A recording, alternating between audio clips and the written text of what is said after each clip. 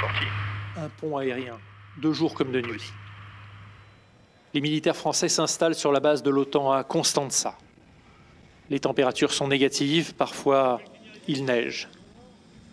Une partie des effectifs est constituée de chasseurs alpins.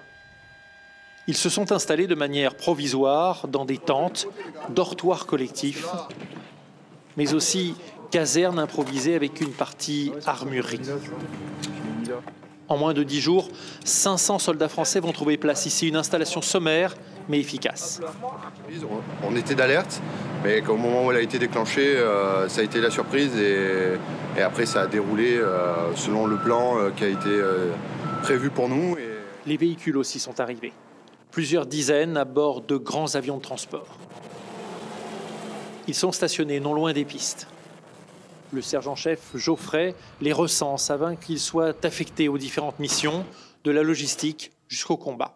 Là, il y a du GBC 180 pour du transport de personnel, du ravitaillement en ration, en eau. Vous avez du VAB, donc du véhicule de l'avant blindé. Pareil, du VAB, différents types de VAB, différentes versions. La Roumanie est en première ligne. Elle partage avec l'Ukraine 650 km de frontières qui sont devenus stratégiques dans le conflit en cours. Pour les habitants de Constanța, la guerre se rapproche, certes, mais les Roumains se sentent protégés. Je ne panique pas. Personne ne sait ce que veut vraiment Poutine. Ses ambitions et ses projets. Je pense que c'est comme un jeu de poker. On vit des temps dangereux, mais on est dans l'OTAN. On est protégés. Des milliers de soldats qui ont avant tout un rôle dissuasif pour que, quoi qu'il arrive de l'autre côté de la frontière en Ukraine, le conflit ne déborde pas sur l'Europe centrale.